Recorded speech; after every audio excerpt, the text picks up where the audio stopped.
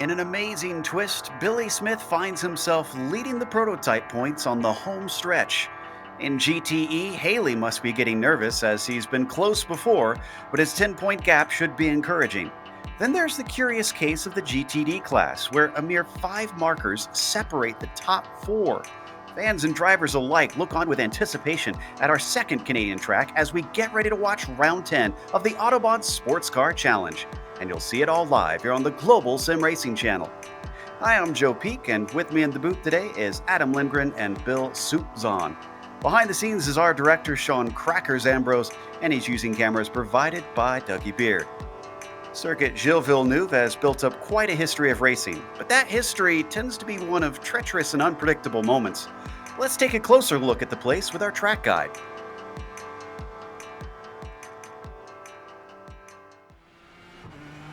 All right, we've got Taylor Burris in the GSRC 4GT, so let's do a lap around Montreal. Down into the Senna S, this always looks like a great place to pass, and it does provide opportunities, but the way it switches back into this hairpin makes it very tough to overtake no matter which side you're on. You especially tend to see drivers tangle on the first lap, where this section is notorious for messy incidents. From there, you've got a short burst to 3 and 4, where you won't want to take it out of the corner too hot. The wall is right up against the edge of the track and can end your day early. After that, turn 5 is a bit marginal and definitely requires you to hug the inside to set yourself up for 6. The first apex is the more important one because if you don't set up the exit, it'll really hamper you on the run down to 8. You're now on the Riverside stretch, which is a fairly long acceleration zone. It's pretty common to see someone try to set up a pass as they approach the bridge, but unlike the previous chicanes, this one has some very tall sausage curbs right at the apexes. Messing up your line means more than a blown corner, but possibly a damaged undertray as well. Once again, avoid pancaking the wall coming off of there. Then you've got to get ready for Lapingo. This is the only corner you'll be braking for that isn't a chicane. But this hairpin is extremely tight. As long as drivers don't bang into one another, you can expect someone to try to pull an over-under. It'll be incredibly important to get a good run off of here because the backstretch along the rowing lake is the longest straight of the track. Though the GTE cars don't give off a huge slipstream, it can still create a good opportunity for the car behind to start to gain. And then of course there's the heavy braking of the final chicane, which is the most common place to see overtakes happen on this circuit. But it includes the notorious Wall of Champions off to your right. Make sure not to clatter into that, as well as steer clear of getting a cut course penalty. If you've done that, you've now finished the lap around Montreal.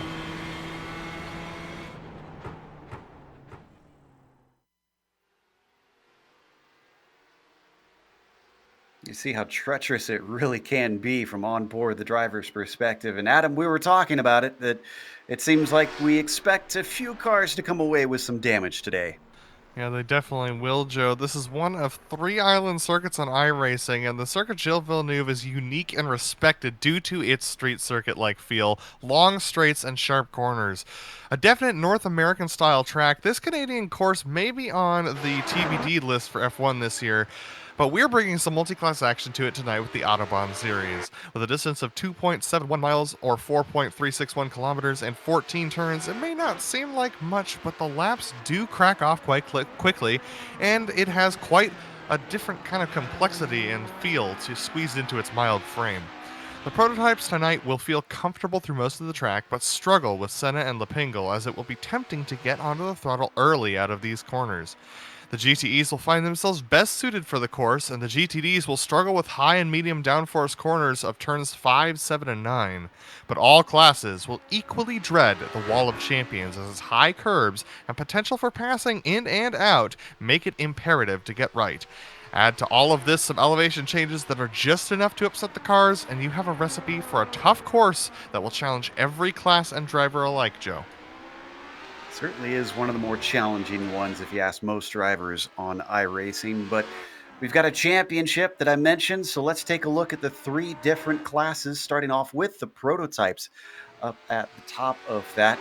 And it is very close, honestly, between Smith and Girard. Only 2 points. Now, Stephen McGarvey definitely still in it, but we haven't seen him be able to outpace both Smith and Girard much this season. So it'll take some wild happenstance for him to look at a potential championship. Josh Wolf at times has been quick, but one who is still looking for a win this season. Miguel Vigo has had spotty attendance, and so that's why he has slipped down into 5th place. We also have a GTE championship here. Adam, why don't you fill us in on that?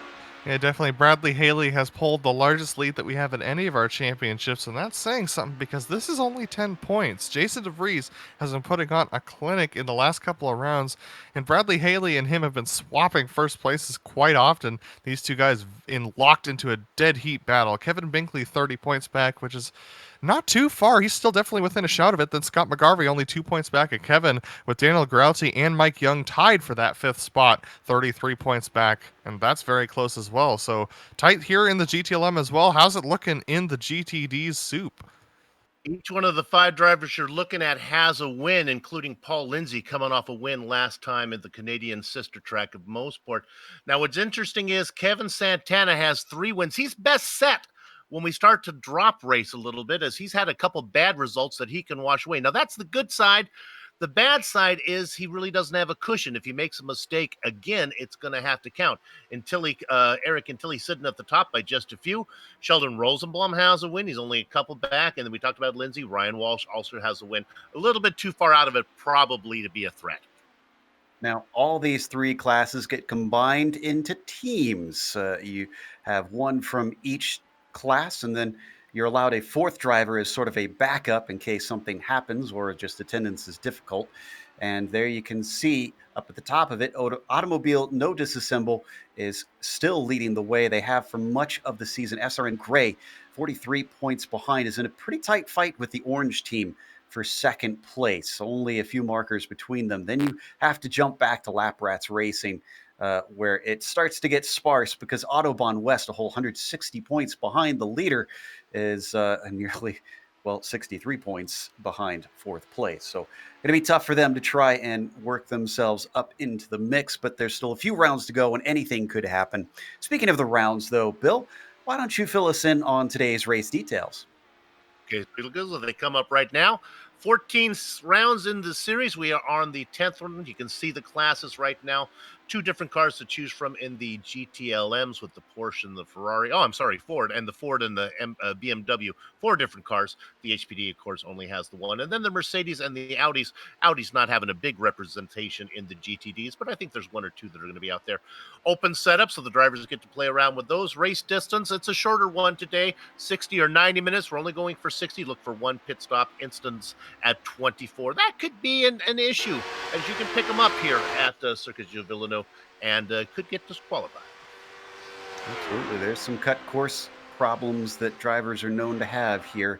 Now, if you want to follow this race today and you find yourself having trouble keeping up with all 3 different classes, well, we've got GSRC.TV ready for you, where you can watch all the drivers whenever you want, no matter who we're showing on screen. A live timing and scoring as this race progresses will allow you to look at whoever you please. So make sure and check that out, GSRC.TV.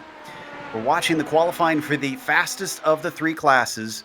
It is the prototypes, and Patrick Pelchat, interestingly, comes in a swinging today.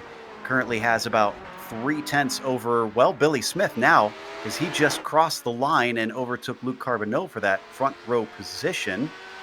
I'm looking to see. I do not see Gerard here today. Well, actually, he is, but he hasn't set a qualifying time. And we've seen him do that before at Bathurst, getting a second place, Adam. So I have a feeling this is intentional once again. Yeah, I'm thinking the same thing, but it's so risky here at Montreal because it's so hard to pass on this track. It's really dangerous to pass here as well because it's such a short track. He did set quite a few practice laps. His fastest was a 1:26.944, which is a little bit slower than our pole lap, but he was doing race simulations, and that was the end of a stint for him. So he's definitely got pace, but he is going to be starting from the back. Certainly going to put himself under the gun, but you wouldn't think that Bathurst would be all that easy to pass at either, and he made that one work. Pelchat across the line once again, and he goes quicker. It is now nearly half a second over Billy Smith. We're watching Josh Wolf come to the line. That's Smith behind him, you see in the blue car in the background. So out of the wall of champions. Let's see how the 148 does. He's currently sitting in 5th place, and it looks like that was not an improvement for him. So Smith now crosses the line at 26.9. It's going to get him closer, but still doesn't put him back into second. Carbonneau has retaken P2 and is about a 10th away from Pelchat.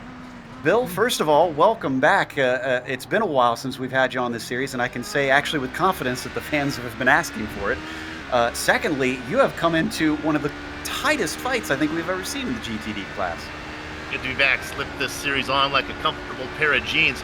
Yeah, you know what's interesting? I am back, and there it is again. Kevin Santana. I don't know how long they're going to let Kevin Santana continue to race in the AM classes. He's always looking to win this championship. This is a really tight one. It's to the point where these drivers really have to start being careful about a mistake now ruining their season. The pressure's really on when you find yourself this close in the standings, this close to the end. You start to really race cleanly and make sure you get your points, and you also start to think back, oh my gosh, if I wouldn't have done this back in round 2, I'd have so many more points, it wouldn't be so close. So I can't wait to see how it plays out. Watching Stephen McGarvey now, third in the points. He's fourth on the timing sheets. Let's see if he can improve. Nope, this is going to be a slow one for him. So now we wait for Billy Smith to come through as we watch Wolf as well. Wolf still trying to find his way on the front 2 rows. A 28.1 is his quickest, but he's still got about a 10th and some to make up to McGarvey. And it looks like Smith is coming in. He still has time to get more laps in, but he's going to have to get it back out there and get those tires warmed up. We've got Bradley Haley, Adam, on the provisional pole down in the GTLM, so that looks good for him. But I was talking to Jason DeVries a little bit earlier this season, and even he was surprised at the performance that he's been having in these last few rounds. Well, DeVries has been saving so much fuel through each of these rounds. He has been able to perform at a level, especially a fuel saving, that really would put him in very comfortable hands in a real-life IndyCar. He would make a crew chief very happy because not only is he fast, but he can also save fuel, and those are the two ingredients that those crew chiefs are looking for. And it's awesome to see that happening here in a GT series. So if he could do that same thing, I mean, he's starting off third today, so that's not the back of the pack. It's going to start him in a pretty decent position to get through the Wall of Champions corners pretty decently on the start of this race and really get a good run down to turn 1. I think that he has a good chance of just settling in behind Bradley Haley like he did last race, and then just kind of running it out and waiting for that fuel to drop down. Still seeing no changes in the order, even though the times are switching up. Pelchat went even faster. It's now 2/10 between himself and Carbonneau. Josh Wolf this time must have had an off track somewhere because that one did not count. Who's going to be next down here? It looks like that is Kevin O'Keefe getting one in.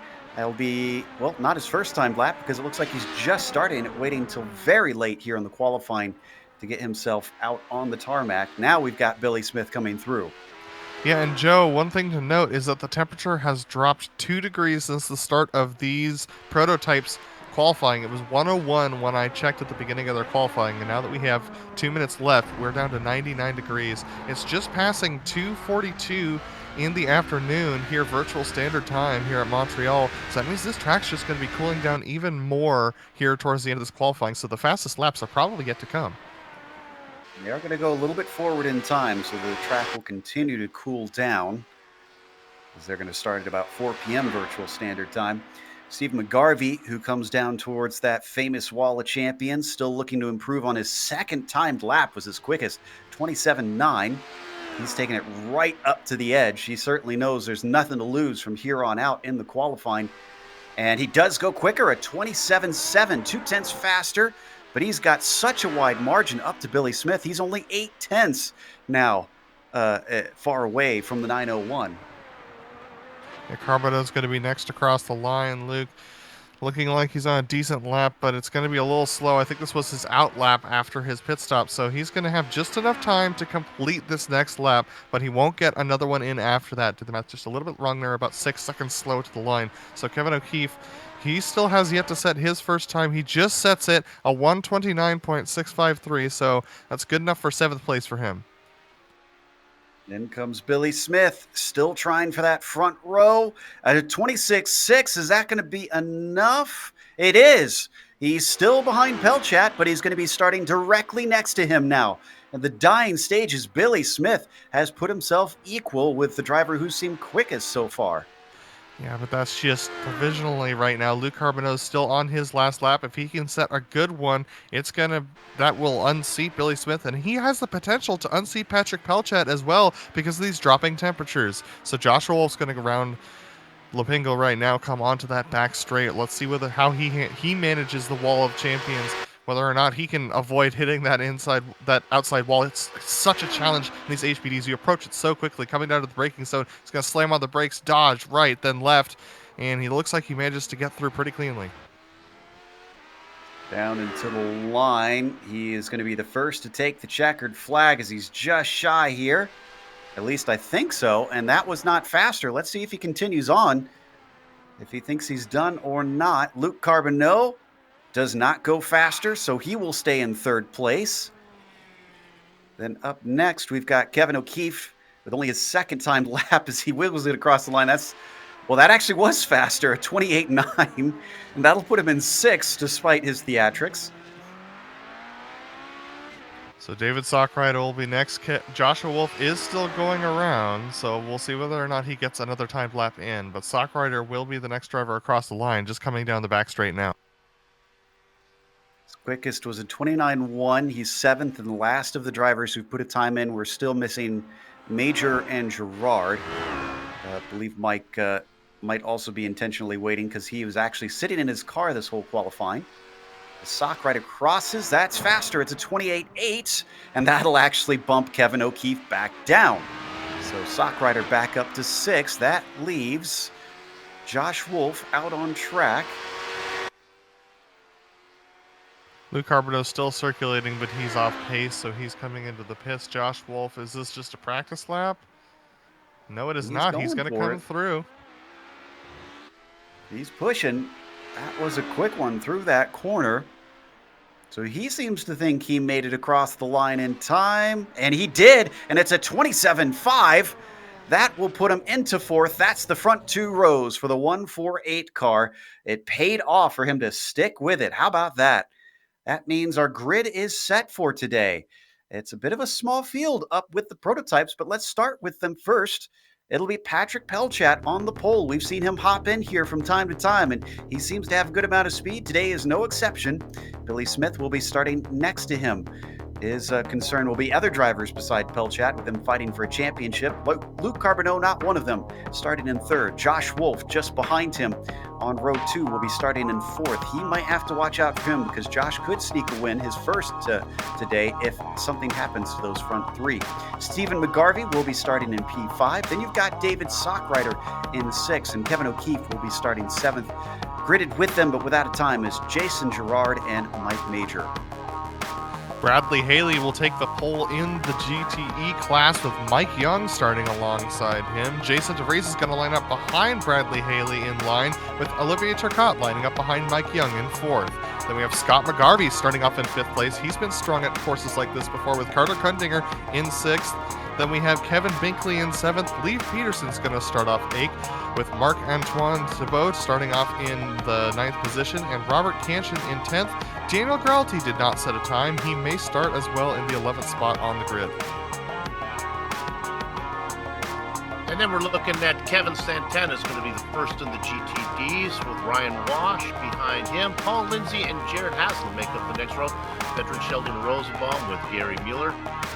Your points leader, Eric Intelli, well down the order. Tim McLeish next to him. Mark Gorowski and Sheldon Rosenbaum. Jared East of Eden way back there. Sean Reese, the last driver to put in a qualifying time. A couple more GTDs that didn't get in a qualifying time. Tommy Regan, Chris Sherburne, and Cody Frank. So a few drivers that have elected to start from the back of the field today. Apparently, we're not the only ones worried about damage happening out here at Circuit Gilles Villeneuve. We've got a short pace lap, so we got to go right to it. Adam, who's your picks today? My picks, it's such a hard one to call. You know, I'm actually going to say that I'm going to pick on Jason DeVries to win the GTEs, because that's the one I've been thinking about lately. I think up in the lead of the prototypes, I don't know. This is a hard one to pick. but I think I'm going to be picking on Stephen McGarvey this time to try and get a win that time. And then as far as the GTDs are concerned, I still think that Ryan Wash hasn't won yet, and he can be strong at courses like this. So I'm actually going to go with the wild pick and pick Ryan Wash. I have less of a decision down here in the GTDs. It's easy. It's, oh yeah, come on, Kevin Santana going to win this thing easily. Billy Smith pick up the win up there in the fast guys. Watch out for Mike Young. He's going to be quick. Kevin Santana has been a little bit accident prone this season, so I'm not sure if he's always the safe bet on this one. But we watch them now work their way down towards the Wall of Champions, where the pace car will let them go, and we'll get going racing for 60 minutes. Already seeing some cars braking hard here on the short pace lap that we have, trying to get some heat in the tires for the start. It's going to be heavy braking down into the first corner. Pelchat has control, and he's off like a shot. Green flag is out here for round 10 of the Autobahn Sportscar Challenge. Looks like he's going to go off to the racing line, but down to the inside. Smith gives a look. That's not going to quite work out. Battle for second behind them. Wolf and Carbonneau is going to go in favor of Wolf as they come off the corner, but now we have to go to the GTLMs. Yeah, Bradley Haley did hold up the field a little bit coming out of the Wall of Champions, but Jason DeVries got a really good shot on Mike Young, is now up to that second spot. Mike Young actually getting very loose. He's actually going to spin to the inside of the course a little bit. He's got to let a bunch of people by, so Olivier Tricot slots through. Scott McGarvey as well. Now back to the GTDs. Kevin Santana on the gas right out of the Quebec wall. Gets a huge lead on Ryan Wash, being chased by Lindsay Haslam. Oh, and going around up front. That's Wash. Aaron Haslam. I think that was Ryan Wash that went around. No, it was Wash. You're right. He goes to the very back of that GTD field. We'll have to get back to that replay later. In the meantime, Wolf has not only lost his spot to Carbonneau, but he is under attack as Stephen McGarvey is side by side with him here in the prototypes. This is a battle for P4. And it looks like McGarvey gets the better run off of Lepingle. Not sure that this is going to be enough of a slipstream for Wolf to come back at him. You can see him just underneath the wing. He takes a little bit of a peek, but comes back into the racing line.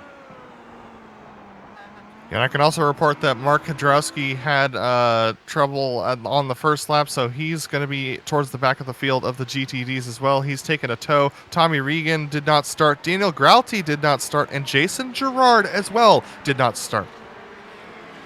Well, that is very curious. Not sure what's going on there. Mike Majors trying to work his way through the GTDs with his pit lane start, unfortunately.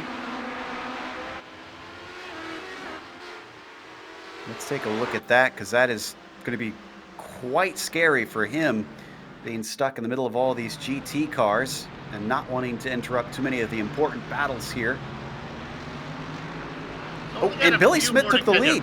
Sorry, we didn't cover this, but Billy Smith has gotten ahead of Pelchat up in front of the prototypes. I'm trying to check to see where this happened. Pelchat took it too deep into turn 5, and that's what ended up causing it for him. We're going to take a look at it right now on replay. And this is the 23 going wide at turn 6. Here it is right here. Oh, no, it was a little bit before this. This is coming onto the Riverside stretch. We want to back up. There we go.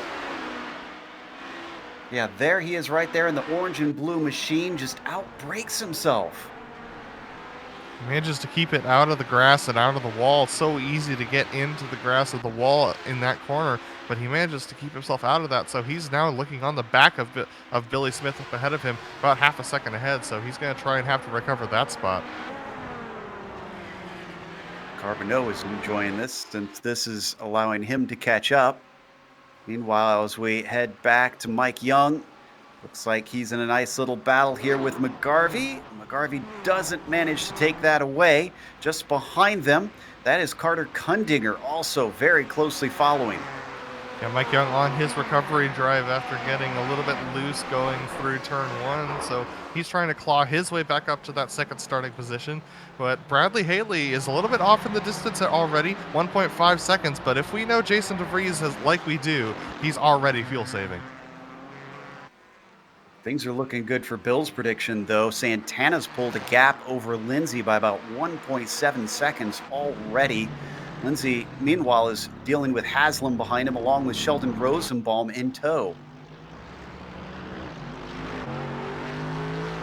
gap helped a little bit there for Santana when Wash had that spin. It really opened up the gap a little bit. Watching from the roof of Rosenbaum now, fourth in line. Just following behind these two. Not close enough to attack for now, but it may be everybody trying to get a rhythm in before we start to get into traffic. Because looks like Billy Smith will be coming up in the next few laps, honestly.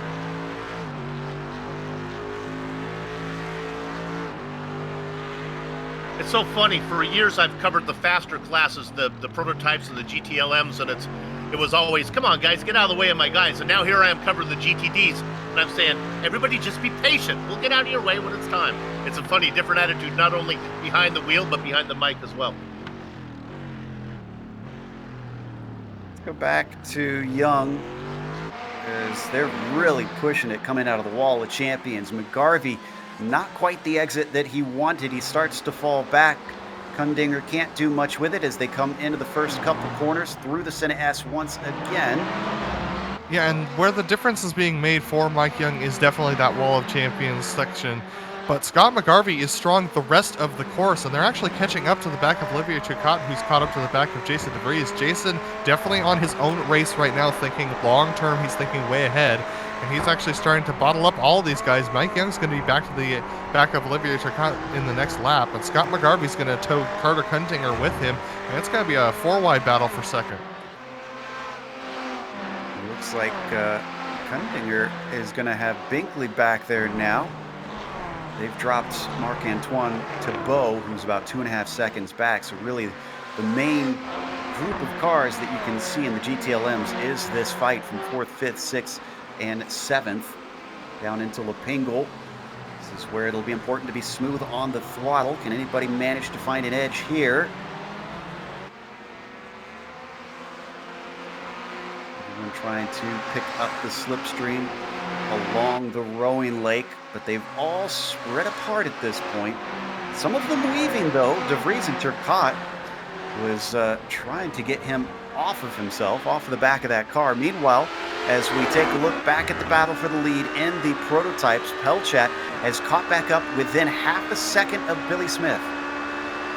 Pelchat's very strong right now, and look at this. Billy Smith, I think, is just trying to play the strategy game and trying to just measure his tires, but here they do come up to the back of Chris Sherburne as the last GTD driver on the track, so they're going to start to deal with traffic here, and especially when they get up to the Wall of Champions sector and the twistier sections of this course. That's going to be the deciding factor for these two guys, is who's going to be able to navigate the traffic the best. Sherburne is driving one of those rare Audis in this GTD class. Smith gets by easily. Pelchat might have a little bit of a rougher time here. He's going to try and send it through. It'll compromise his line on the entry. Doesn't lose a whole lot in the process, though, impressively.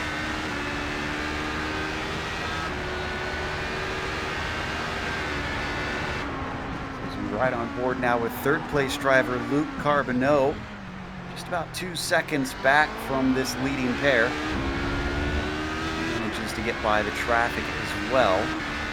I can report that second place in the GTLMs is starting to close in.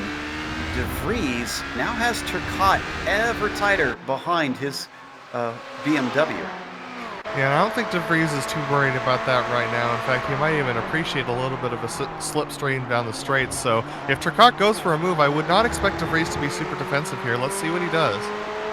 He is going to move over towards the center of the track. But yeah, Turcotte doesn't have the greatest run, but DeVries still is going to let him go here. They're still side by side. This is going to cost them a lot of time through this tight and twisty first couple of corners, and he manages to keep him back. So DeVries stays in second. He'll lose a bit of that time up to Bradley Haley. 2.7 now between themselves and the championship leader. That's Mike Major back there looking to try and pass them. And Scott McGarvey is headed into the pits. This looks like a technical issue on his side. He just pulled over. Yeah. Not much to show on the replay. Car just disappears after pulling to a halt, unfortunately. Major not picking the best of places for this fight, but does manage to leave them be. Another little look but this time covering off the inside. De Vries coming down to Lepingle. Back to the racing line for him. Turcotte applying a lot of pressure early on. We're only 10 minutes into this race. Turcotte's applying a lot of pressure right behind them. Mike Young is putting a lot of pressure on Carter Kundinger as well.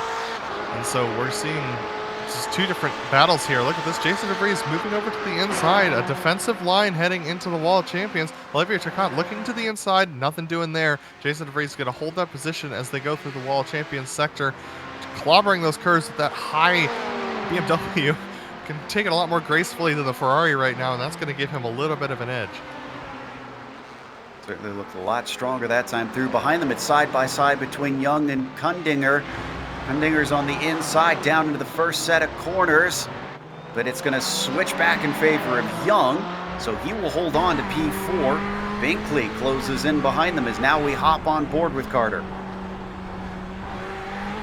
Yeah, Carter Kundinger now just getting passed by Mike Young, so Mike Young regaining that position. Kevin Binkley has been catching up to the back of Kundinger and Young for the last lap as they were battling with each other, so this battle's definitely not over. It's awesome to see these guys duking it out here before they get messed up into the HBD traffic.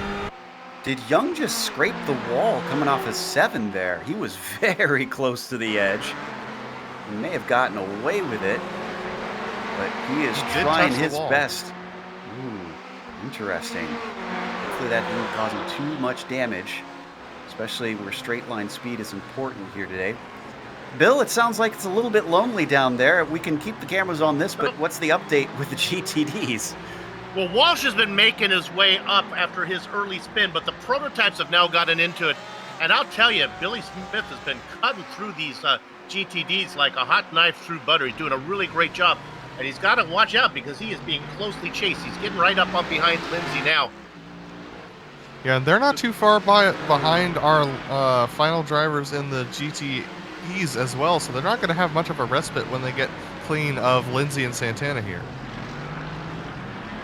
The good news for the prototypes is the leaders in the GTDs are kind of spread out, so they can take them one at a time. There was a minute, though, when they had to go through 4 or 5 guys that were in a battle, and here goes Smith going around. Sure enough, there you have Kevin Santana, the leader in the GTDs. Chad, fascinatingly, was ducking in behind Santana, getting a little more slipstream, whereas Smith did not. He immediately went around him. And we've heard some of the prototype drivers talk before about the hole in the air that those larger GT cars can cut. So some smart driving here from the 23, though it hasn't netted him the lead that he lost early on this race. Billy Smith is driving very confidently right now, just driving his lines. Pelchat being very aggressive as far as the drafts and the cornering is concerned. And that's definitely something to think about. Now, granted, these drivers are going to take pit stops and tires when they come into the pits, but for this run, if Billy Smith can just hang on with the amount of driving that he's doing and make Pelchat burn off his stuff early, then Smith might be able to get a little bit of a gap before they come into the pits. The last time we saw Pelchat up towards the front was a couple rounds ago. It was Motegi, where we had a very unfortunate set of events for the front drivers, and things got all turned around. Hopefully we don't get similar issues here today, as he's very close down to the braking of Lepingle, almost touching the rear of Smith's car. It actually seems to hurt his exit off that hairpin. You know, that hairpin, Lepingle is one of the most challenging sectors in racing. But the best way to get a good exit off of that on another competitor is actually to late brake into it and try and late apex the corner so that you apex it pretty much on the last third. But look at that. Billy Smith, not a great sector through the Wall of Champions. Patrick Pelchat with a good run, just not quite enough. He'd have to set it deep up the inside, but Billy Smith covers it off. That onboard really showed how aggressive they are with the curbs through there. Cars just bouncing around. Still, you talked about the difficulty in trying to pass around here. Pelchat is discovering that firsthand. And Pelchat's tires starting to look a little bit like they're breathing a little hard. Now, we did mention the temperature in qualifying. It was 100 degrees when they were, well, they're 99 degrees when they were finishing their qualifying sessions, but right now it is only 85 degrees on track. It is now 4:16 virtual standard time. It's not an accelerated time schedule. They jumped ahead for the race session. Not much of a wind and not much humidity, but 85 degrees track temp means that these tires are pretty much right in their sweet spot as far as temperature is concerned. And I guess that's something that is a bit unique to this track is there is a lot of tree coverage around the edge of it. So I wonder if that's helping cool things down by providing a lot of shade out here. Because we don't usually see the track cool that drastically. This has been a good lap for Billy Smith, really putting some distance on Pelchat this time. Yeah, he's almost broken the draft to Pelchat towards the back of this, but look at that. Pelchat just so aggressive through the World Champion sector. He does gain a couple of tenths every time he goes through there. So Billy Smith's got to watch out for that he doesn't get attacked into turn one, because Billy Smith likes to take turn one a little bit shallow there. So Pelchat might take that opportunity to jump up the inside if he gets as close as he was last time.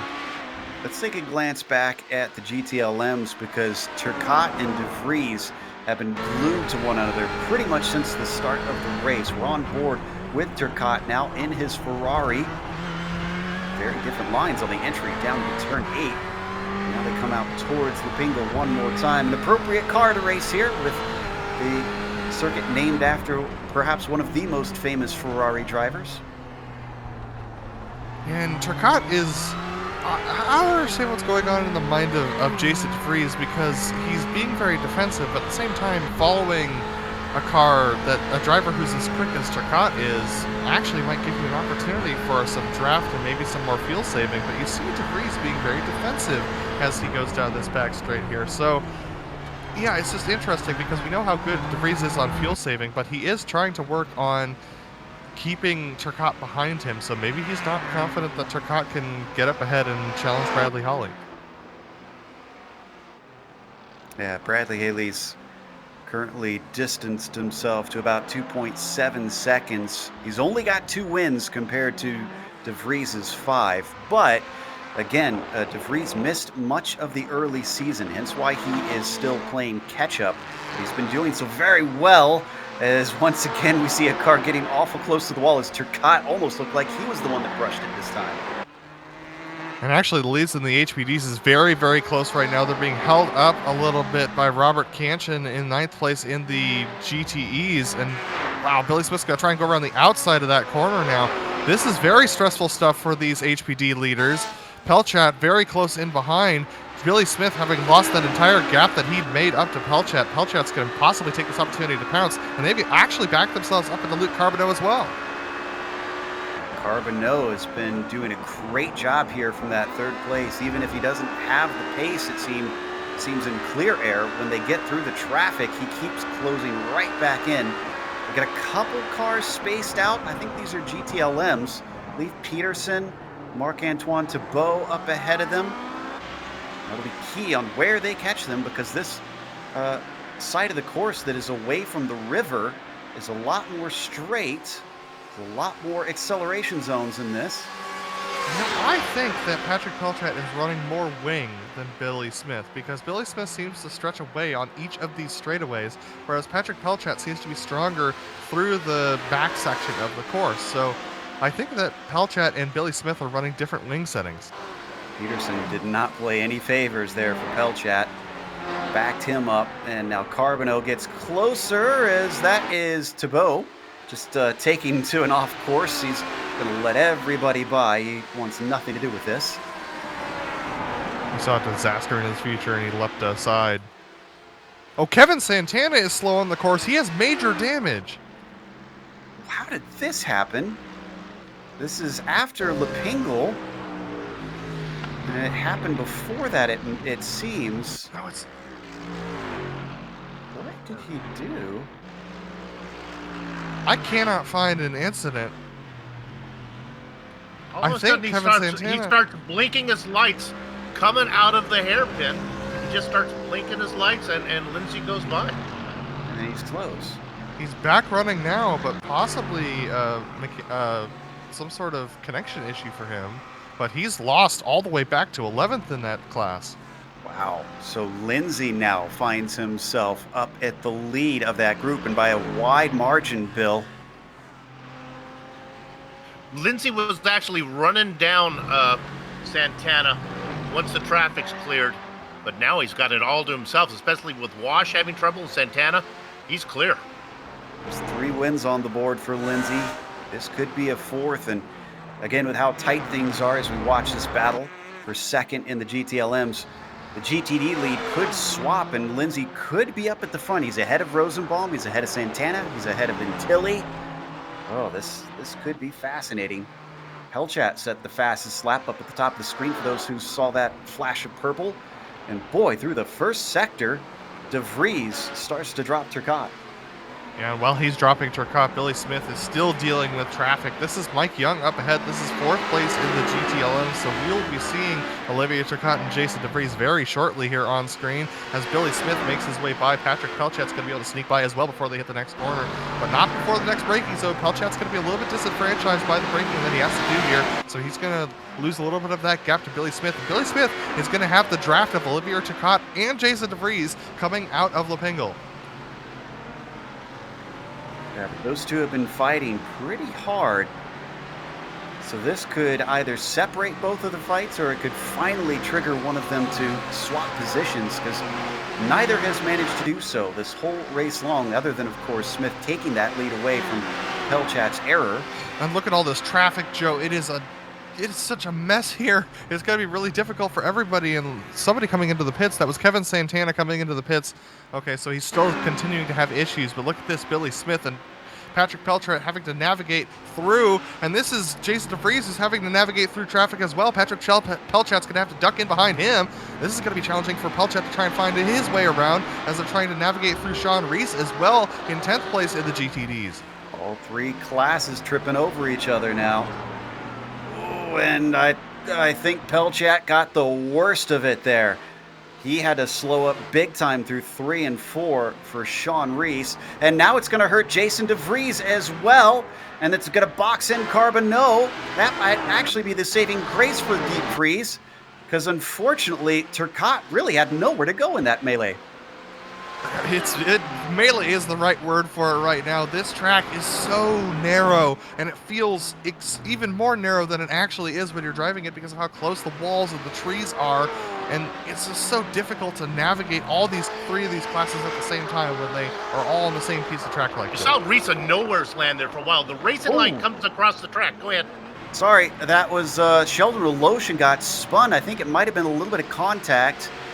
Yes, indeed Billy it was. That was with our leader. Ooh, how much damage does he have after that? Because that hit the front dive planes. You look at the line Woloshin takes to try to get out of the way, but he has to come back on track eventually. Billy Smith in the pits. His toe is out, Joe. You could see him crabbing down pit lane. Oh, wow. Oh. Steering wheel is even cocked to the side. So Pelchat will re-inherit the lead. I can't imagine this is going to be a quick fix for Billy. So, does this mean it's going to be a good points day for Stephen McGarvey if he can hang on to it? Because Billy Smith is with damage. Jason Girard didn't start the race. Stephen McGarvey's 3rd in the points, and he's the only one out there running cleanly out of those 3 right now. Joshua Wolf is up a couple of... is actually right in behind him, and he's the one who's fighting for the championship points now. Right on board with McGarvey, now promoted into 3rd. He's going by that battle for 2nd in GTLM. He gets by De Vries down into the corner, although he overshoots a little bit. De Vries might actually get held up here. Look at the corrections happening inside the cockpit for Stephen McGarvey. Manages to get out the other side, but a sloppy run through 8 and 9. Yeah, Smith with significant damage. He's still in pit lane, but look at this. Turcotte looking like he might have an opportunity here on De Vries. Just, it's so hard to get that good exit, and by the time he gets a good exit, if you're not equal speed with the driver ahead of you when you exit that corner, it's usually not possible for you to gain enough on them to put a challenge into the Wall of Champions without being extremely disrespectful. But Turcotte's going to hold off behind, and he's going to try and take it very strong. He does so. De Vries might have to be defensive here. He is going defensive. He's holding it all the way to the left side. It swings back the racing line here off to the right as they break. Billy Smith, by the way, is still in the lane, and he's now a lap down from the leaders. So whatever happens, Billy can only hope for drivers to DNF in front of him for him to gain positions. Yeah, well, I don't think we're done with the drivers DNFing quite yet. We've And lost Smith is out. Sorry, Smith just left the car. He is done. That is heartbreaking. I said it was a shock twist, this championship. And we're Stephen not done McGarvey's with him out yet. as well. McGarvey wrecked. Unbelievable. About 15 seconds ago, he wrecked. Yeah, this was out of turn 4. See if we can dig it up on replay. Now, he didn't hit the wall hard. I'm not sure why. There, you can see it right there. The only thing I can think is he felt it was dangerous to try and get the car turned around. He goes around McLeish. He spins right in front of Tim McLeish, car number 12. Yeah, this is very interesting incident. He spins it. Like you said, he doesn't hit the front of the car very hard, but then he decides that he's gonna park it for the day. So unfortunately, he's out. Man, these HPDs are falling very quickly, and it's all of our points contenders. Well, now it's down to Josh Wolf, I guess, to get some points today. He's 4th in the championship and a long, long ways back. I'm not sure what this will do on drop points, which they'll be counting, I believe, after this race. We'll have to do some research to try and figure out what sort of points we're going to see scored by both Smith and McGarvey from that. So that means that we have our closest battle on track to be P2 in the GTLMs. This is still Jason DeVries and Olivier Turcotte as they battle nose to tail, with Mike Young as well involved in this now. He's been able to climb his way back and recover all the way back to possibly getting into that P2 spot as well. And if nothing happens here soon, we might want to take a peek back to the GTDs. So we haven't, all the fans of the GTD cars have not really been getting much today, but there hasn't been a whole lot happening. There is a battle brewing, but it's not close, and Turcotte is very close as he breaks down into Lapingo yet again. Mike Young has certainly inserted himself into the equation, though he doesn't get the greatest of exits off the hairpin. Still, if they start to fight side by side, this is going to very quickly become a 3-way battle. All right, Joe, Turcotte's close, but is he close enough before they get to the World Champions? No. All right, tell me, what's the definition of insanity? It's trying the same thing, over and over again and expecting a different result. Turcotte continues to get in and try and take a very, very tight angle through Lapingo to try and get a run on DeVries, but it never is working. It doesn't work over and over again, and at some point you got to try some different lines through there to try and get a better run. He's clearly trying to hound DeVries, make him make a mistake or try and get by, but unfortunately it's just not working for him, and the best place to do so is out of Lapingo. Who is that pulled over to the side? That's Jerry Mueller, 5th place in the GTDs. And meanwhile, we got a pass happening here as Sheldon Rosenbaum finally gets by Haslam Bill. He had been working him for the last, I'm not going to exaggerate, 15 minutes. Close, and then it would stretch away, close, and then it would stretch away. Finally, Sheldon gets the best of Jaron there as he moves up into second overall, or second in class. So, update on Jerry Mueller. Adam, you managed to catch who that was. Did you see what happened? I believe he just got loose going through going through turns 3 and 4 and just ended up in the wall. He lost his engine. He's now into the pits getting repairs. I think he's probably out for the day. You're right, as we continue to watch Rosenbaum now onto the podium here. Now, what's interesting... Actually, into second, rather. Yeah, into second, because the car's in front of him with Wash having trouble and Santana having trouble. These guys kind of vultured their positions up. What's interesting is the driver in 4th in this class, way back car number 86 in 4th, Ryan Wash, as he continues to close. DeVries is in. DeVries pits. I think this is a scheduled stop. We're 31 minutes into the race. I know the race has gone by very quickly, but DeVries into the pits. David Stockrider into the pits from the HPDs behind him, as you can see. But DeVries actually caused Turcotte to miss the Wall of Champions sector entirely. He had to serve a slowdown, and Mike Young leaps into second place now in the GTLMs. Drivers were warned about watching out on pit entry, and I get the feeling Turcotte was maybe target fixated a little too much there. Even though he wasn't planning on coming in, he was watching for the braking of the car ahead. Sock Rider, as we watch De Vries head back out, is getting the last of his fuel. And De Vries heads out onto some pretty open track, so he's got nobody to contend with, so he's going to have plenty of room to stretch his legs. Yeah, there's no prototypes coming. In fact, there's only 5 prototypes left running right now. The attrition has been a bit poor, unfortunately, for those top cars. Certainly, I'm sure the GTs don't mind too much. Adam, De Vries didn't get to the halfway point, but that's not because he was out of fuel, right? He's just coming in early. The fuel shouldn't be an issue, right? No, definitely not. So he's definitely doing some sort of strategy play here. So my real question is, when does Bradley Haley come in? Has he been paying attention? And he decides to stay out for another lap. Bradley Haley being our leader in the GTLMs. I know we haven't talked about him much today, but he was only about 3 seconds up the road of Jason De Vries when Jason came into the pits. So Bradley Haley still circulating, and Jason De Vries just now coming around Lepengo. Bradley Haley just now going through turn 1. So it's about half a lap difference when you make that pit stop. And what's curious to me about this, Adam, is that it seems like De Vries has been kind of the master of strategy this season. He's used it a lot, and he's admitted it himself that that's been his MO, try and take wins, and it's worked. But usually for the GTEs, all the drivers we talk to in various series is go long. Just get the car light and run long.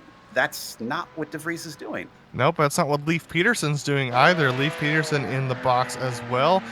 Jason De Vries' pit stop was 14.4. Peterson is a 14.9, so about on par with De Vries. So they're both still on similar strategies. But you're right, Joe. I'm a little bit confused about this strategy from De Vries, but every time I've said that, he has turned around and won the race on strategy. So I'm not willing to write off his strategy as a bad idea quite yet. Something weird's going on for sure, but I can't quite figure out what exactly he's got. So as we watch our leader, Patrick Pelchat, ever since we unfortunately lost Billy Smith due to a wreck, has been unfazed. Carbonneau, without those two battling, has been unable to keep up. It's about 4.5 seconds back to P2. Yeah, Pelchat has been very strong ever since that he's been released, but Carbonneau has been gaining a little bit into last lap. Last I looked, they're about 5.5 seconds apart. Now it's 4.6. But Carbonneau, remember, he was right up to the back of Pelchat and Billy Smith when they were starting to go through traffic. So traffic has not treated Carbonneau very well.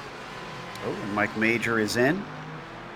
Mike's been trying to make up for that pit lane start, and, well, I guess perseverance has paid off because he's currently up to 4th. I think he's going to fall back down to 5th past Sock Rider soon. Yeah, Sock Rider just coming through the back. He's actually right behind Pelchat as Pelchat comes into the pits from the lead. All right, so Pelchat is in, and Major's back out. Actually, Major might be ahead of Sock Rider here. Both of them have taken their stops. Nope, Sock Rider just snuck by. This is Carbonneau pitting, 2nd place in the prototypes, now in as well. As this is happening, 4th place in the GTLMs brings together Kundinger and Binkley. Yeah, Carter Kundinger has been falling back a little bit ever since he's fallen off the back of Turcotte, and Binkley has been actually pretty strong here later in this run. Binkley is another BMW, but he's going longer than our BMW who has pit so far, Jason De Vries. So Binkley is catching up to the back of Kundinger, and he seems to be able to do it through the twistier section. So if you got a good run on one of these straights, he'll definitely have an opportunity. Pelchat did end up coming out ahead of Luke Carbonneau. Their stops were only 0.7 of a second separated and 0.5 on the lane.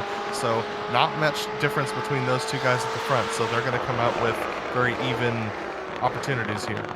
Looks like some of our front runners in the GTLMs now coming in to join those who split it at halfway. Mike Young should give us an idea of what this is going to do for De Vries, since he waited a few more laps. In fact, I think 2 more than Jason did. Mike was just behind him. De Vries is actually coming through now, and he is going to manage to be ahead of Mike Young. Not by a whole lot here. but 15.9 seconds on the stop there for Mike Young. Mike Young is going to come out right behind DeVries here, and DeVries has had to deal with some traffic here. This is Jared Eaton he's trying to sneak by, and now he's going to try and pass Robert Canchin on pace. But look at this, Mike Young trapped now behind Eaton, and this is a really hard place to get by. Yeah, Eaton was almost in the perfect placement for DeVries because he could manage to get through, and now he has to wait till here and gets through the inside as Young is able to pass, but look at the gap compared to how it was when he exited pit lane. It's up to 1.3 seconds. Now just to note, go for it, Soup. Don't need to go there, but some of the GTD guys are starting to pit. Washes came in and Rosenbaum pits from second. Got a bit of a battle happening there as well, with Wash just finishing his pit stop. He is close to Reese here. Now, Reese is on a different strategy. Yeah. Still, this could hurt Wash, considering he's trying to make up time. He's been having a great run after that first lap mistake. He's all the way up to fourth, although it won't show right now because he's made the stop. He's a little farther down, but making a good run. How about the attrition or lack of it? I guess Billy Smith would argue that's not the case, but pretty clean considering where we are. Yeah, I expected a lot worse, I will admit, but the drivers have done a fair job of avoiding that. So we watch the rest of the field come down the front stretch here. Still waiting on a good chunk of the GTLMs to pit, as well as maybe about half of the GTD cars to come in. Bradley Haley is looking for another victory, his third of the season. He, of course, won at Sebring and then later won at Phillip Island. Yeah, I'd expect Bradley Haley to be stopping in the next 2 to 3 laps. That's going to be about the longest he can go. I would expect him, he might be even coming in. Nope, not this time. He's going to break for... So he's definitely taking that go long strategy. We're going to see whether or not that works out for him. Olivier, yeah, he's going along as well. But remember, so you want to compare Jason DeVries and Mike Young based upon their pit stop times. Jason DeVries' pit stop time in box was 14.4, as we see Carter Kundinger come into the pits.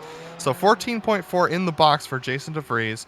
In the box for Mike Young was 15.9. Their difference as far as pit road deltas was 0.09 seconds, so that's why Mike Young got a lot on DeVries. I think DeVries lost a little bit of time in pit road, but here's Carter Kundinger. Here's going to be our next barometer to see whether or not he's going to take even more fuel. So remember, 15.9 was Mike Young, our second driver to pit, and Carter Kundinger is going to be 16.3. So the longer you stay out there, the more fuel you're going to have to take. Reads easily by. Young goes by him. Kundinger comes back out in 8th. Canchin will have to pit. He's ahead of him, so that'll give him at least one of those positions back soon. We're getting towards the end of that window for this GPLM clad. Now, ever since Rosenbaum has gotten by those other cars... Oh, and did Haslam just slow down? No, it was just traffic going by. Yeah, he's good. You know, so much of these pit stops are done. I know a lot of you want to drive it along and keep the fuel as light as you can, the car as light as you can. I think a lot of it is dictated, though, by the traffic in front of you. I've been watching these guys. As soon as they get into a hornet's nest, they're done. It's pit stop time. Okay, Joe. Seems to have decided that it's time for that, as he is in from the lead of the GTDs. Go ahead. Bradley Haley's in as well, but I just did the math, and Jason DeVries has about a 2-second gap on him before he came into the pits. So let's see whether or not this actually plays out in favor of Jason DeVries. Bradley Haley's going to have to do a little bit of a longer stop here. Let's see how we go. Bradley Haley in the box now, 4 seconds, 5 seconds. Jason DeVries just now coming up to the wall of champions. He's about to go through it. Bradley Haley still on the box. Haley drops now 14.6 seconds. He didn't take that much fuel, so he's actually going to get a decent exit here. And Haley's going to be out ahead. So DeVries. Oh, and here's Turcotte. The battle with Turcotte picks back up and actually side by side, almost squeezing him off just as they come up on Sockrider 2. Sockrider backs out of it. David knows that this is not his fight. He does not need to interrupt a battle for P2 in the GTLMs. De Vries barely squeaking back into that second place spot. And unfortunately, he actually looks like he lost about 2 seconds in the pit lane. And those 2 seconds were the 2 seconds I didn't factor in because I thought that Bradley Haley was going to have to take a 16-second stop just like the other guys behind. But he only took 14.6, so that means he put more fuel in the tank at the beginning of this race. Olivier Turcotte thinking he might be able to go to the inside. Contact between De Vries and Sockrider as they exit the corner. De Vries very intent on staying ahead of Turcotte now. This is going to be a tough one here. Olivier looking like he really wants this one. His battle in the championship is not with De Vries. This is just for pride at this point, as Turcotte is down in 9th currently. He's more worried about guys like Kundinger, who he's only 1 point away from. And here we go. He's got a good slipstream. Looks like they're going to be joined by Major. Major going to be able to get through, and so wonder if that complicated things for Olivier, that he was not willing to try it. Yeah, this is Olivier Turcotte's best opportunity that he has had to try and challenge Jason De Vries. But once again, he's just a little bit too far back. He's not comfortable diving it up the inside. So unfortunately, he's going to have to stay behind for yet another lap unless De Vries makes a mistake. Last two of our cars pit now, Sean Reese and Christopher Sherburne from the GTD class. As all this has been happening, we've had a little bit of a friend join us here in the background. It seems like Billy Smith, who's already taken off the race suit, has decided to come join us for a moment in the booth. Billy, it's sad to see you out this early. I guess the only good news for you is that Stephen McGarvey is also called today soon. So I suppose your points lead is not too in threat here today. Yeah, it seems that way. It's kind of a wild one out there, but I don't know if anyone expected anything else at this track. Certainly not. Now, tell us what exactly happened, because we saw that the car was damaged because we could see your steering angle was off. Was it suspension damage? Were you getting a meatball flag, or what happened? The car was killed. It had at least 10 minutes of damage repair, so it was done there. Yeah, the race was just kind of playing out the way I wanted.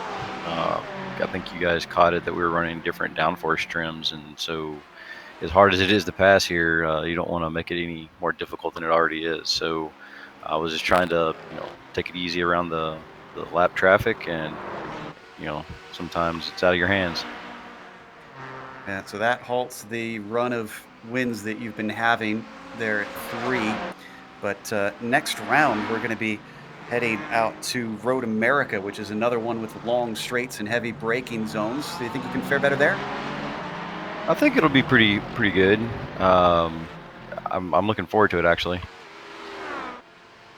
All right, well, best of luck there, and hopefully we see some better results. That was Billy Smith, who has DNF'd today. Meanwhile, on screen, this is a battle towards the back of the prototype field, Major and Sockrider. Yeah, and we also saw on screen while we were talking to Billy Smith the pass that happened by Turcotte on De Vries. De Vries getting a little bit loose exiting the Wall of Champions sector. He just hit the inside curb a little bit too much. That allowed Olivier Turcotte to be able to sneak by. De Vries is going to have to make that recovery again. But this battle between Sockrider and Major has been heating up over the last couple of laps. Sockrider looking like he didn't quite get the exit that he wanted coming into Lepingle, so he's going to try and recover that now. We continue to keep an eye on these two. Major's going to pull away slightly, up to 0.7 of a second from the number 44. So he's not going to get a chance to pass down here into the Wall of Champions this time. Amazing seeing the difference in lines comparing these drivers to what we saw from the likes of Pelchat and Smith, who were just bounding over the curbs. These two, not so much. Yeah, I think that's just a difference between comfortability with the car, and it's just really difficult to handle. And then we had someone with an issue. To Bo, I believe? Marc-Antoine. Oh, yeah. Going into the first chicane. I think this was turn 8. Yeah. He's heading down the backstretch into the braking under the bridge. Let's see if it just snaps on him, or does he touch the grass? No, it just snapped on him there. Looks like he got a little bit too much. He locked up one of the rear tires and just came right past him. And he does a really good job of being patient and bringing the car back out on the track safely. Fortunately, it sends him to last in his class. And he's about a second behind Robert Kanchan. So he's not without a battle here at the end of the race. 16 minutes left to go. Oh, and Mike Young's had a problem. Mike Young is off in the same corner. Turn 8 has bit another one. And it's another Ferrari, curiously. And this is the this is gonna look very familiar here. We're gonna see exactly the same problem happen to Mike Young, exactly the same way. This time he doesn't hold the brake quite enough and hits the inside wall there, unfortunately. I think he gets a lot of curve to the inside too. Watch the car bounce up to the right here. Oh, I almost wonder if it was more the curb than anything. He slams that Armco very hard. So Mike Young now back into the pits, had to take a tow. Must have hit it hard enough. Ooh, yeah, I'd say so. I was about to say to damage the suspension, and that certainly looks like it. So Mike Young, unfortunately, is going to drop out. That will be 10 cars that have DNS'd or DNF'd today. So unfortunately, that's going to be a rough one for him. We're down to 25, 24 still running out there on track. Out of 33 starters that we have in the end. I'm trying to see who we had with DNS here. Yeah, it was 33 starters. 32 okay. Starters, yes. We're looking at Haslam and Wash here. As Wash, again, I hate to keep expressing this point, but he had that spin early on. Little by little, has been working his way up. This is now for a podium spot as he's up on the back of Haslam. This will be a lot tighter, but I'll tell you, Wash really, when the faster classes come through, he's very careful to let them by, and it kind of breaks up the battle a little bit. But now he's here, and it doesn't look like he has anybody coming to Haslam for a while. So he's see if he can run this down. Haslam lost the spot to Rosenbaum earlier, and now looking to lose another one here, getting bumped off the podium. Here's what's incredible about this is this fight isn't too far behind Rosenbaum at about a second and a half, but these three are behind Paul Lindsay by 14 seconds with the loss of, I believe it was Wash falling behind in the very first lap, spinning off, and Santana. Those two, I guess, were the only ones that could keep pace with the 70. Everybody else just has been left in the dust. Yeah, Lindsay came out of pit lane in a hornet's nest, and I think he looked at his interval like, I am so far ahead. He just pulled over, let everybody by. He was really cautious. He's just racing out there, having a nice Monday night drive. This is our closest fight on the track. Oh, was that a slowdown penalty? Yeah. Haslam slow on the front stretch and Wash back into third. I think he got it being a little fast and loose with the chicane. Yeah, that'd be my guess, because it was right after the Wall of Champions. He just pulled over and let him by. The only other thing that would explain it is if he saw that Wash was faster and he's more concerned with just getting to the checkered flag.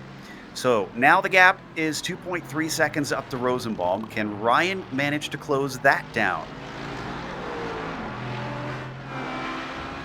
Boy, 12 minutes to go. That's a tall order unless Sheldon makes a mistake.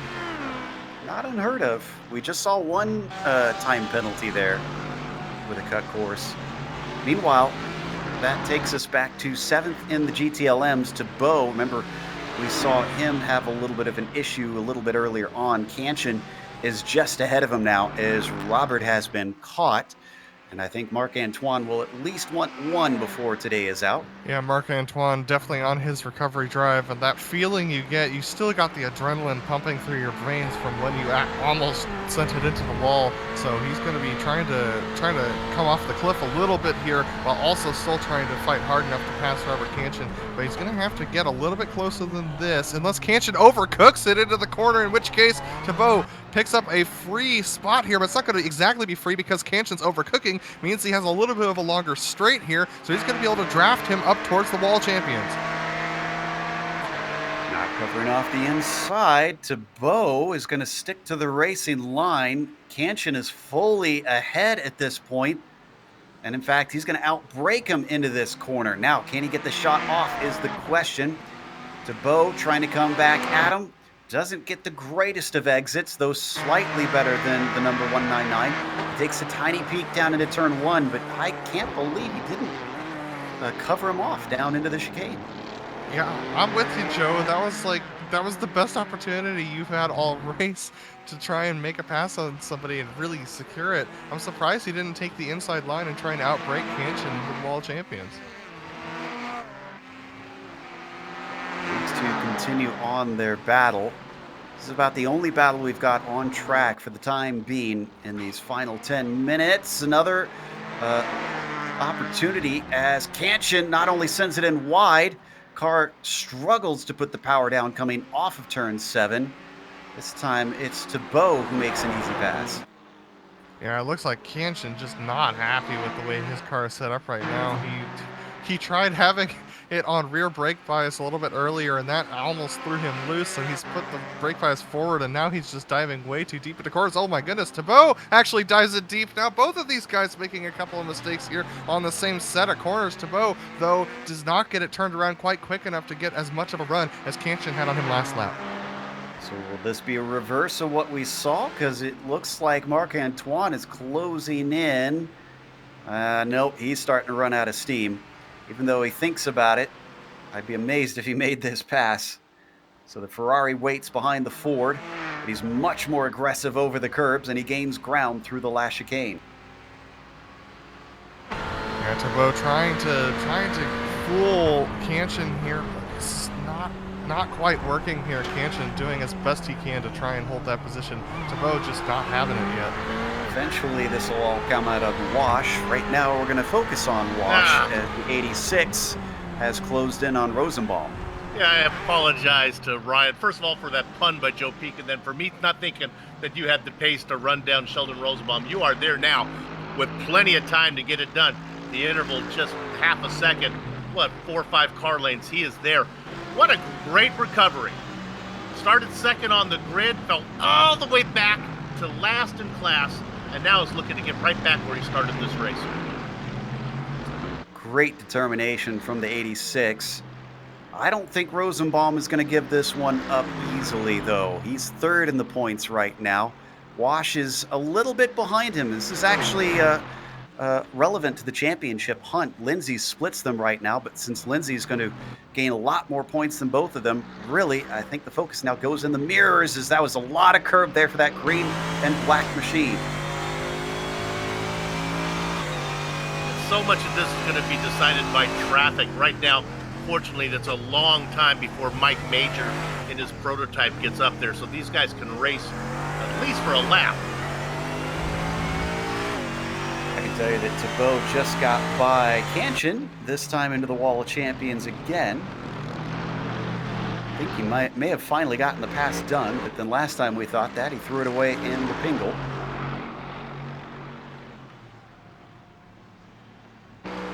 Look at this gray Mercedes stalking Sheldon Rosenbaum. Oh, and he starts to lose it.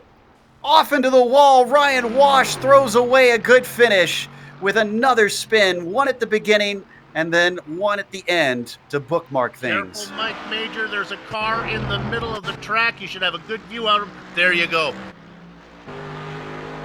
Wash just dropped that left rear tire off the curb, and unfortunately it just set the car back down hard. He loses traction. You're going to see it right here. He drops the left rear off the curb right. It's so hard to do that in these cars. There's not much room for the bumper to go there, but he manages to do it, unfortunately, and that's going to drop him. He's still in. He's going to drop back to 4th place in class. Aslan went by, but Antilli is incredibly 10 seconds behind him, so it's a large gap. Boy, it's widespread down in this GTD class. That should settle things now in the GTDs. I think we're all set unless disaster strikes. The way that Autobahn races go at the end,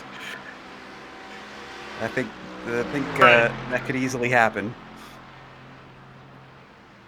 Go back to 8th in the GTDs, because it looks like Eaton and Sherburne might have something to brewing. This is the 27 and the 135. That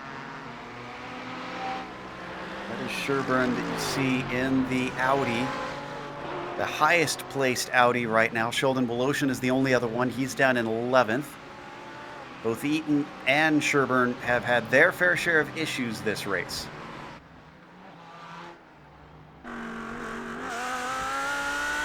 Both of them driving well through the wall of champion sector, but Sherburne looks like he's pulled over to the side of the road. He's letting Jason DeVries by in that third position. But yeah, both of these drivers, wow, Sherburne very cordial there, especially when he's so close to a competitor up ahead, Jared Eaton. So yeah, I think he's just trying to survive right now. Maybe he's dealing with the same issues the Ferraris are about looseness into the corners.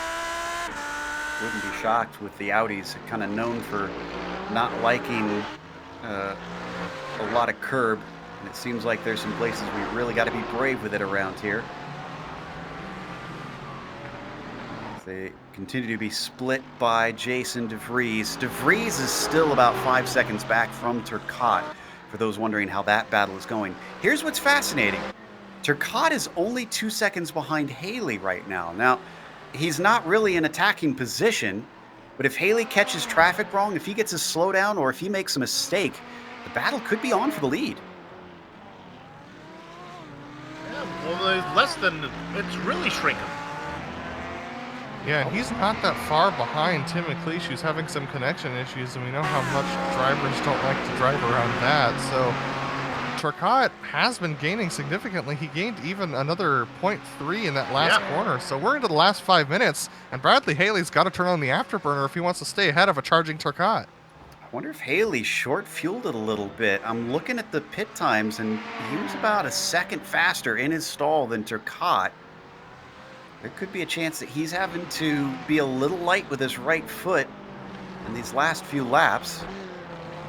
Oh, Joe, I think you may have nailed it because it continues to shrink. They work around Woloshin. And this will be Turcotte's first win if he gets around him and manages to take it.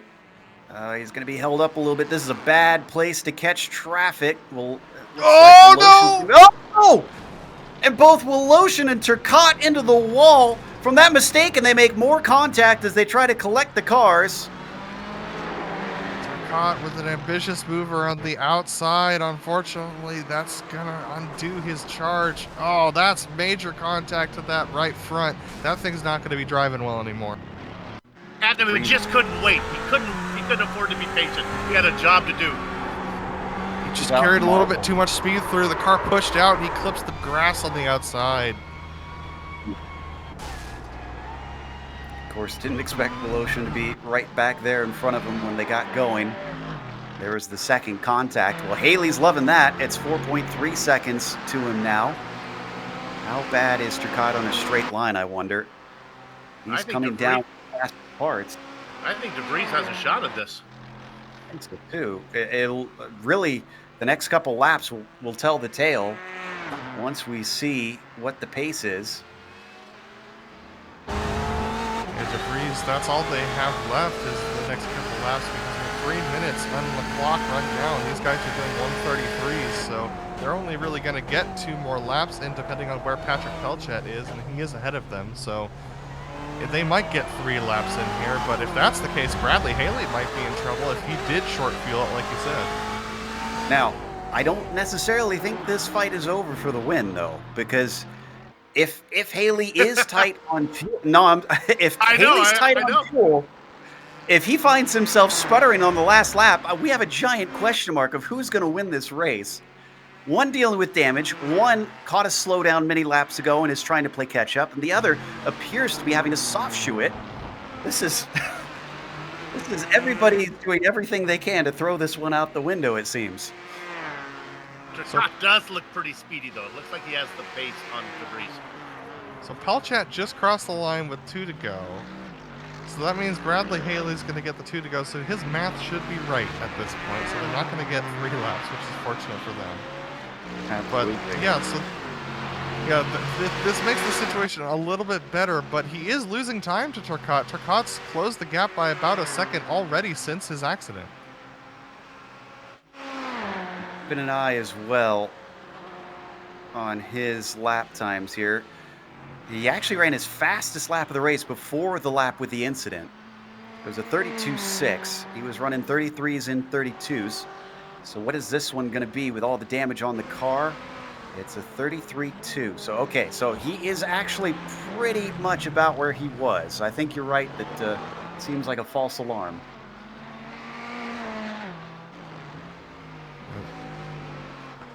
This is going to be very scary trying to navigate all of this, but we're going to take a look at Pelchat now, our leader, as he's trying to get his way past Paul Lindsay. He's going to pass these are two leaders on track together. Patrick Pelchat, leader of the HPDs, and Paul Lindsay, leader of the GTDs. Coming out of the final corner. He's going to easily breeze by Sean Reese. Pelchat with a 7-second gap as he gets the white flag now. 30 seconds left on the clock. Just behind him, we could barely see it, but that was Sockrider having to brake hard to keep from getting into the back of Reese. Haley's going to see the white flag here in a moment, and that'll be sweet relief for him. Pelchat makes his way past Lindsay, which puts Lindsay onto his white flag lap. And Lindsay's lap times, he probably would have been caught by Turcotte there and passed, because I'm looking at 33.4, 33.8, 33.8. Let's see what he has as he comes to the line this time. 33.6, mildly faster, so maybe he feels a little more confident about the fuel from here. As Patrick Pelchat comes out of Lepingle. Pelchat looking for that first win. He had a string of bad finishes. He finally had a decent one at Twin Ring Motegi, even though he got caught out by some of the issues that we saw. But Pelchat could be another winner here in our prototype fields. He lost the lead, but he got it back after luck came his way. The 23 is your winner here today, as it looks like Paul Lindsay is going to follow him home and take the victory in the GTDs.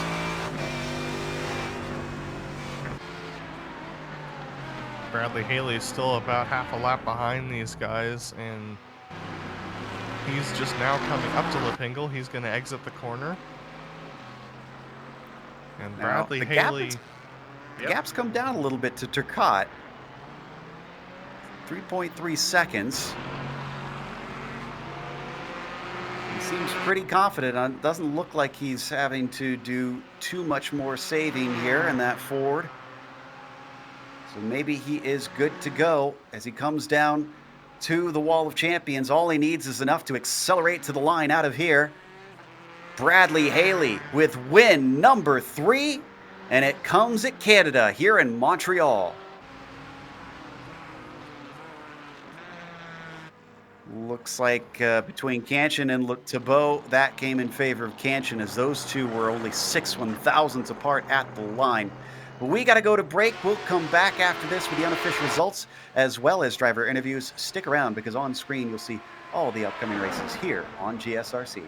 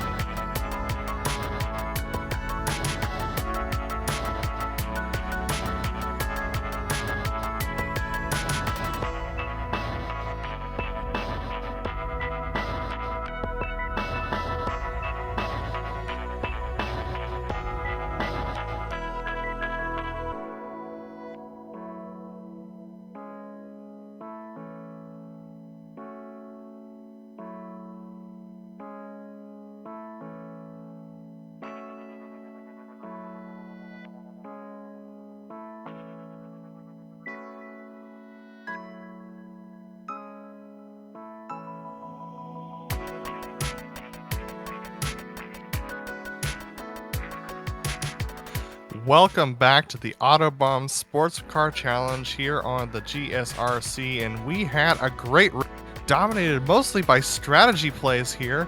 And the winner of this race due to attrition was Patrick Pelchat, coming home with a dominant win over Luke Carbonneau. He even stretched it a little bit after that pit stop, really stretching that lead out and proving that he deserved to be there. Joshua Wolf comes home 42 seconds behind our leader, and then Mike Major still managing to stay on the lead lap about a minute and a half over. And then David Sockrider comes home in 5th place in the HPDs. Then we have Bradley Haley, who takes the win in the GTLM class. A strong showing from him with some good fuel saving, with Olivier Turcotte coming home just shy of him in 2nd place. Jason DeVries unfortunately did not get the best fuel saving done, and he comes home in the 3rd spot, with Carter Kundinger in 4th and Kevin Binkley in 5th place in the GTLMs. Three more drivers in the GTLMs before we get to the GTDs: Leif Peterson, Robert Kansian, and Mark Taibo. Now we get down to the winner in the GTDs. Once Santana spun and Wash was gone, it was an easy run for Paul Lindsay, as he comes a comfortable gap between him and Sheldon Rosenbaum, who had to battle his way for that 2nd spot, fending off Jared Haslam and Ryan Walsh, who was closing. Eric Intelli in 18th overall, with Tim McLeish and Jared East of Eden next. Chris Sherburne, Kevin Santana, Sean Reish, and Sheldon Woloshin are our final finishers today. And then we have your DNFs that you're going to see scroll by on your screen. But we have our winner in the GTLMs to talk to, Bradley Haley. Bradley, we noticed your pace waning a little bit in those closing laps. How close were you on fuel?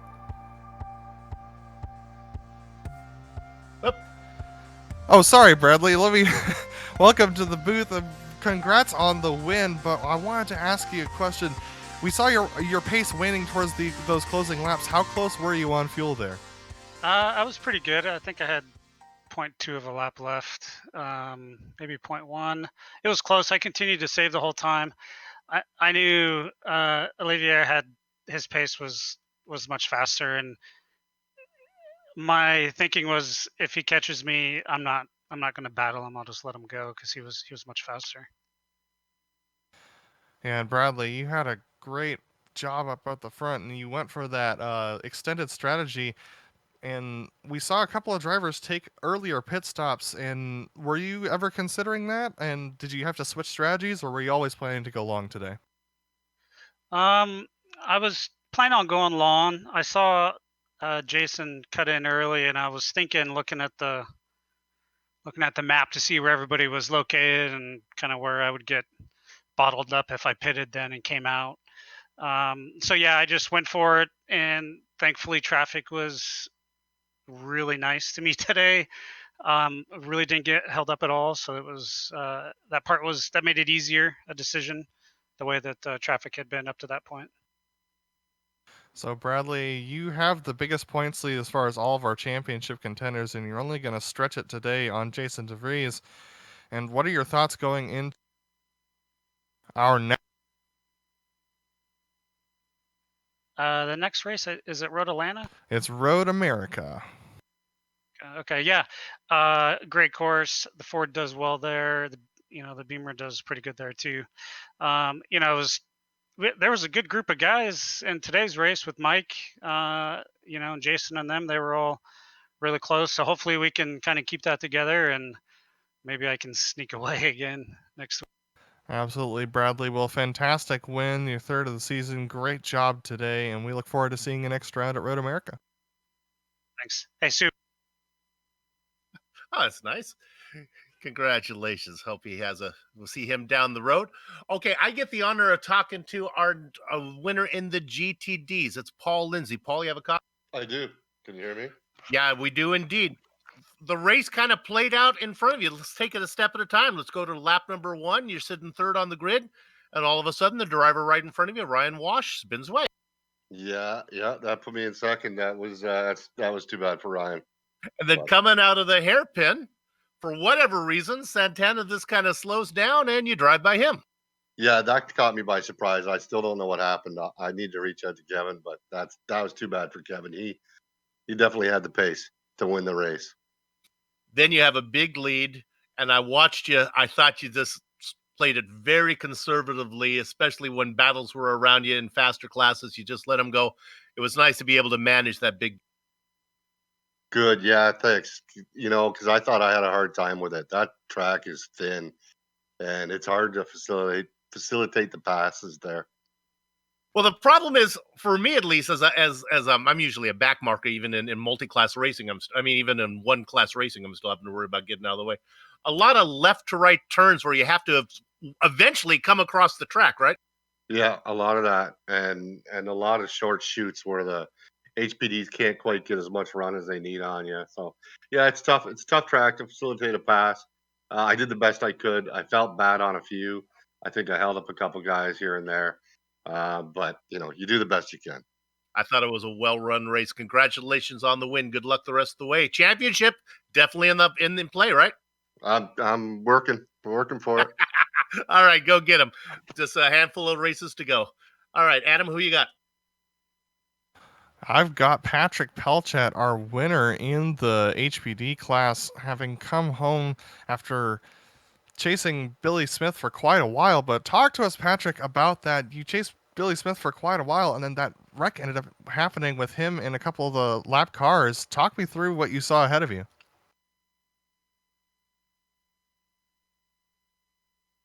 Patrick, you got a copy? Okay. Yeah, actually, what happened is I was running medium downforce, and they were actually he was actually running low downforce. I already had a hard time